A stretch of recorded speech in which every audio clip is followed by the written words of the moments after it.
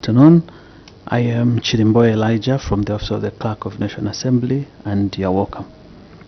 May go ahead now. Good afternoon, Chairperson. Good afternoon, honorable members of Parliament of this committee. My names are Chaponda Kuwani.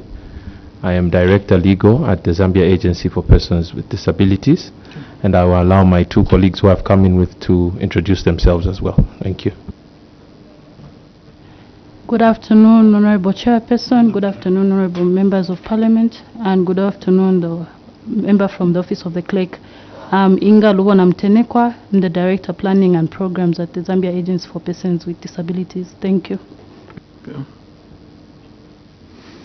Good afternoon, Honorable Chair. Good afternoon, Honorable Members of Parliament. Agatha Banda, Director Rehabilitation and Research, ZAPID. Thank you. Okay.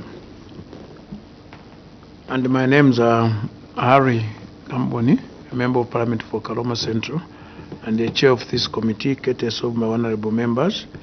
As you are here, it's a main parliament, so I now give you Cap 12, which will protect you from being taken to court for as long as what you say is the truth, and it gives you the freedom also. But the same Cap 12, if you don't tell us the truth, it can sometimes tie you. So you take us through the paper, and at the end of your presentation, you may not go word by word, you can summarize, but at the end of the presentation, members will seek clarification or ask questions. Thank you. Thank you very much, Chair. I will proceed to go through the salient features of the paper that we submitted to this House. Chair, as you are aware, the reason we are here as the Zambia Agency for Persons with Disabilities is to augment the submissions that we made to this House, particularly with regards to the Teaching Profession Bill, number 14 of 2025. To begin with, Chair, I will start with some of the key features of the bill that the agency noted. We noted that this bill aimed at enhancing the standards and accountability and professionalism in the education sector. And as an agency, we do welcome the contents of this bill, but we do have some reservations, as pointed out in our paper, and these are as follows. We do note that the bill is progressive, but we believe that the bill should align with the Persons with Disabilities Act, number 6 of 2012, and this is the reason why.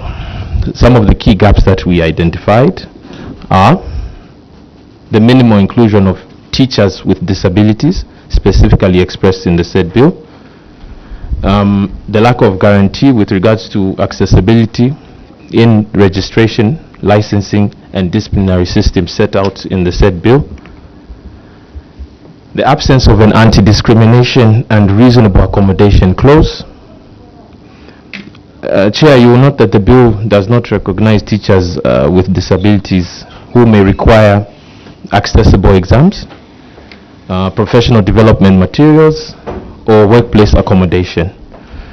And Chair, without such explicit provisions, such as this would be discriminatory to teachers with disabilities. Chair, with regards to alignment with the disability law, particularly the Persons with Disability Act, particularly sections 22 to 26 of the said Disabilities Act, which provides for inclusive education. Legislation on education must be harmonized with the disability rights frameworks, as disability inclusion is not a favor, Chair, but is a legal obligation under both domestic and international law. Proposed amendments from the agency, Chair. We note in section 2 the inclusion of section 2, which defines, we propose the inclusion of accessibility and non-discrimination. We do note that section 5.1h provides for a registered teacher with a disability who will sit on the council. we propose that we replace this with a registered teacher with a disability nominated by the agency, as well as the inclusion of a clause which will state the promotion of inclusive education and ensure needs of teachers with disabilities are integrated. Chair, the representation should be by teachers with disabilities themselves and not merely organizations. This ensures lived experience from the teacher who will be sitting on that council, and additionally, inclusion principles should guide the council's operations.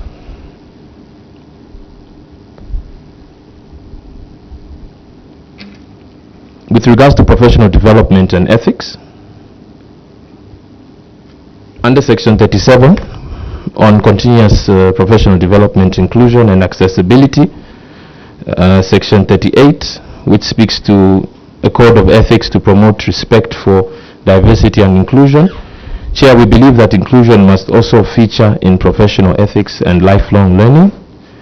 Disability awareness should be continuous. It should be a continuous component of teacher development. With regards to disciplinary and inspection provisions in the said bill, particularly Section 43 should provide for reasonable accommodation during disciplinary proceedings, as well as Section 48, in which inspectors should monitor compliance with regards to inclusion standards. Chair, justice must be accessible, and disciplinary hearings, as we are aware, and inspections must not exclude teachers with disabilities due to procedural or environmental barriers. With regards to the general and regulatory provisions of the bill, Section 58, subsection 2, 1 empowers the minister must empower the minister to issue regulation on disability inclusion, and must mandate the agency, meaning ZAPID, to assist in that regard. Chair, inclusion requires monitoring and data, and so collaboration with ourselves as ZAPID will ensure that technical expertise, policy coherence and implementation oversight is achieved. What are the expected outcomes as ZAPID from this bill? We hope that this August House will adopt the proposals, the few proposals that we have brought forward, in order to ensure equitable access and participation to teachers with disabilities, to mainstream education governance, and that the bill be aligned with national and global disability standards. Chair, inclusion strengthens, not weakens, professionalism. Teachers with disabilities bring unique skills and perspective to enhance the quality of education for all learners. In conclusion, Chair, ZAPID commends the bill but urges inclusive-driven amendments as proposed, as a truly professional teaching network must reflect Zambia's diversity. The agency therefore appeals to this parliamentary committee to support these amendments, as doing so the teaching bill will uphold Zambia's values and equality and dignity for all. Thank you, Chair. Thank you very much. Honorable members, questions or clarifications? Honorable Sanga, yes. Chair, thank you for the opportunity. You can note the questions and then, yeah. Witness, I note that of course you've submitted this with passion, and it is very disability specific. I think you want to ensure that there is discernible inclusion in enacting this law. I just want to find out, because it's very elaborate. I wanted to find out if you had an opportunity to interface with the other stakeholders when this bill was being originated, and if so, if you had proposed that these kind of inclusions be included in the bill before it came to Parliament. Thank you, Chair. Any other question? Honorable Daka? Honorable Mutu? My Vice Chair? Thank you, Chair. Just in addition to the question from Honorable Chisanga, do you think that the bill has adequately covered teachers living with disabilities? Thank you. You may answer those questions. Thank you, Chair, and thank you, honorable members, for those questions. With regards to the first question as to whether there was stakeholder engagement prior to this bill, unfortunately, we have not had such engagement. Hence, the so many comments that we've brought forward, and this is why we were equally shocked when we saw that there wasn't much on disability. The word disability only appears once in the whole bill. So no, there was no such engagement, Chair. With regards to whether the bill adequately covers, I think it stems from my previous response that no, it does not adequately cover the rights of teachers with disabilities, and hence the submissions that we are making before this House. I thank you, Chair. Now, you said the person who's put on the board, because I think it reads that the minister will appoint, isn't it? But you want to appoint yourselves to choose the person, not the minister. That's what it says now. Of course, there are some who are not comfortable that all should be chosen by the minister, but this is what is written, that the minister will appoint all the members of the board. I think to put the chair's question in specific, the current wording of a draft is that you as institutions have been given the liberty to nominate a person to sit, but not that in the way you want it to be. The registered teacher who has a disability nominated by the Zambia Agency for Persons with Disabilities, representing teachers with disabilities. Of course, it's first it's clouded, but most importantly, if you read the statute the way it is, there is actually a portion of it which allows the minister to be the one to make the final appointment, but gives you the latitude to nominate from amongst your members. What I just think you are very specific also is that you would want such a nominee to be a person with disability, not necessarily somebody associated with your organization. So I don't know whether from the... Yeah, it's the same like on CDF committee. One person should be coming from a disability. So I don't know what others did, but for me I put somebody who is also with a disability. Yeah. Anyway, any other questions?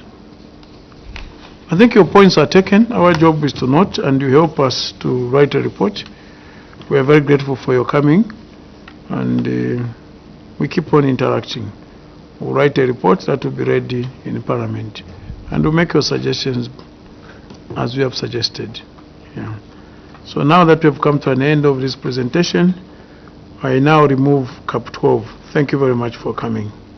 Thank you. The immunity is removed now. Thank you for having us, Chair, and have a pleasant day. Thank you very much. Thank you.